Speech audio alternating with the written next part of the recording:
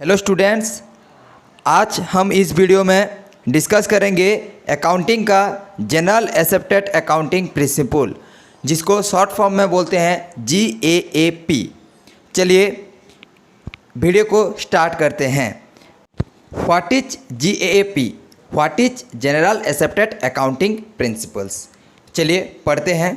GAAPs are the common set accounting principles and procedures that companies use while preparing their statements, financial statements. Okay, इसका मतलब ये है कि GAAP एक set है अकाउंटिंग प्रिंसिपल्स एंड प्रोसीजर्स का, कुछ प्रिंसिपल्स एंड प्रोसीजर का सेट है GAAP, ताकि उस प्रोसीजर्स एंड प्रिंसिपल्स को एक कंपनी यूज करके फॉलो करके उसका फाइनेंशियल स्टेटमेंट को प्रिपेयर कर सके। ओके, सेकेंड पॉइंट देखते हैं। In order to maintain the uniformity and consistency in accounting records, certain rules and regulations has been developed, is called general accepted accounting principles. इसमें यह बताया गया है कि देखिए, हमें पता है कि अकाउंटिंग एक लैंग्वेज है। अकाउंटिंग एक क्या है? लैंग्वेज है, ताकि वो लोग जितना भी कंपनीज है वो जो अकाउंट्स मेंटेन कर रहे हैं, फाइनेंशियल स्टेटमेंट्स बना रहे हैं, उनका यूनिफॉर्मिटी हो, इक्वल हो, आइडेंटिटी हो और कंपेयर कर सके। इसके लिए इस वजह से वो कुछ सर्टेन प्रिंसिपल्स एंड प्रोसीजर को फॉलो करते हैं फाइनेंशियल स्टेटमेंट्स प्रिपेयर करने के लिए। उस प्रिंसिपल्स एंड प्रोसीजर्स को जनरल एक्सेप्टेड अकाउंटिंग प्रिंसिपल्स और GAAP बोला जाता है। Okay, clear? आई होप आप क्लियर हैं। चलिए नेक्स्ट स्टार्ट करते हैं। हमारा नेक्स्ट है अकाउंटिंग प्रिंसिपल्स। अकाउंटिंग प्रिंसिपल्स को जनरली दो कैटेगरी में डिवाइड किया गया है। पहला है अकाउंटिंग कॉन्सेप्ट्स एंड दूसरा है accounting conventions. Okay, clear? Accounting concepts क्या है? चलिए पढ़ते हैं। Accounting concepts may be considered as postulates, basic assumptions or conditions upon which the science of accounting is based. Accounting concept may be considered as postulates, एक postulate में भी consider करता है जो कि basic assumption और conditions based है, जो science of accounting based है। Accounting concept का कुछ certain concepts है। चलिए देखते हैं क्या क्या concept है। पहला कॉन्सेप्ट है बिजनेस एंटिटी कॉन्सेप्ट। ओके, पहला कॉन्सेप्ट है बिजनेस एंटिटी कॉन्सेप्ट। चलिए पढ़ते हैं। This concept implies that a business unit and the owner are separate persons. इसका मतलब ये है कि ये कॉन्सेप्ट के हिसाब से business and owner both are अलग अलग, सेपरेट हैं। इस कॉन्सेप्ट के वजह से कैपिटल को लायबिलिटी माना जाता है। बिजनेस एंटिटी कॉन्सेप्ट के वजह से ओनर का कैपिटल क्या है?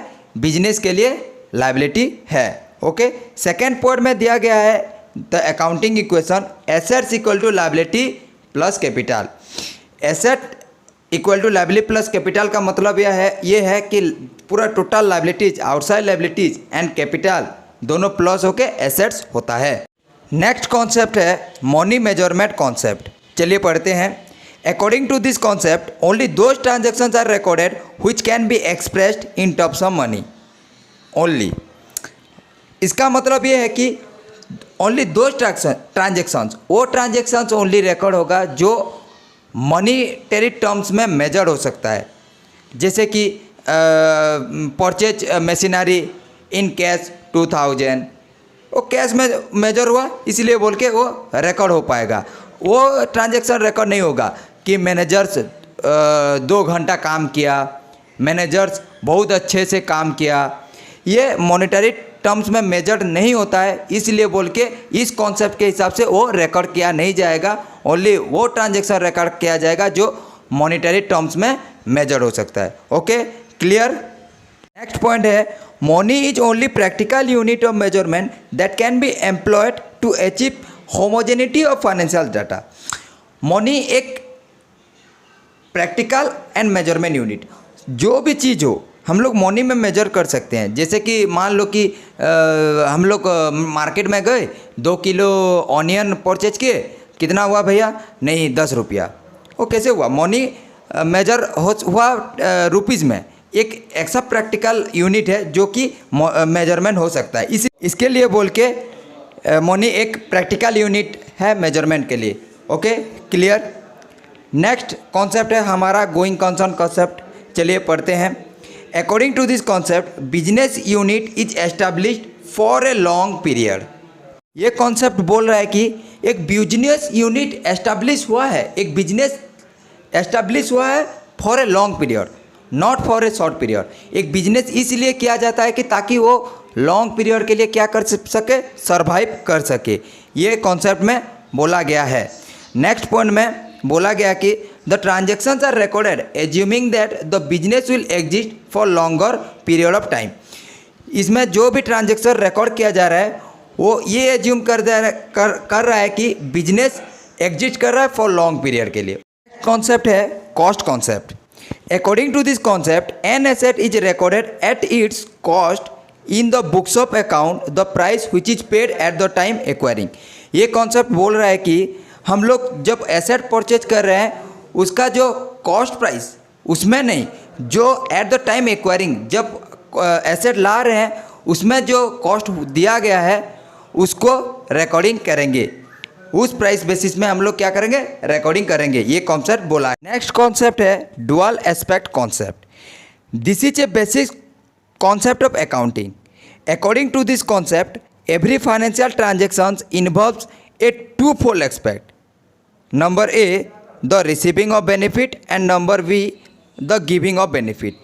ये कॉन्सेप्ट बोल रहा है कि जो फाइनेंशियल ट्रांजेक्शन्स है उसमें टू फोल्ड एस्पेक्ट है, दो पहलू है। पहला पहलू क्या है?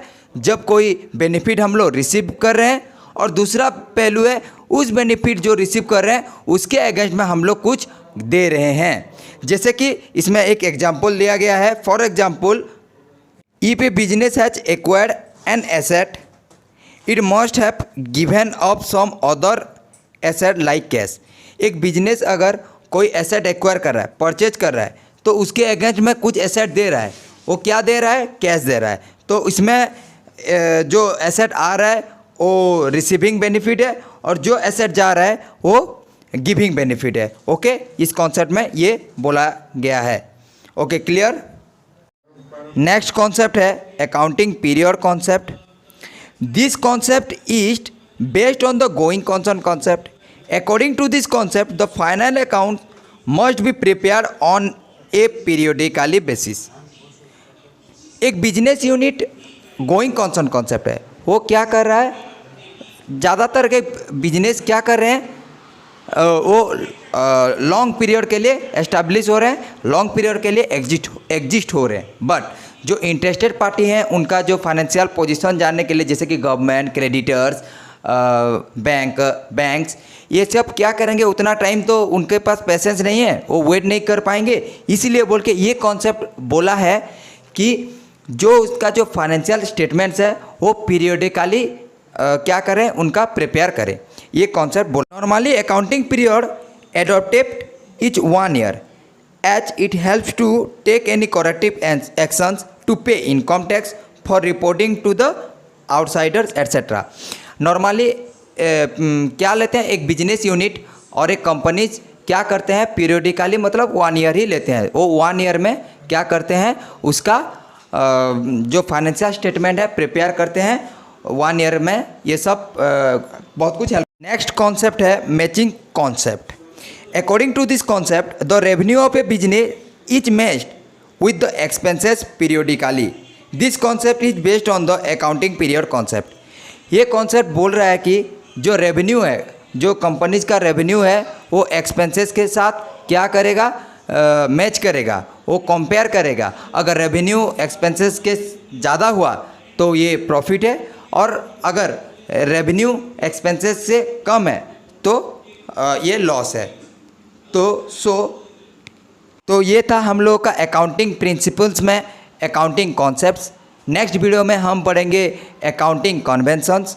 So thank you so much and keep watching and subscribe my channel and share this video. Thank you so much. Keep watching.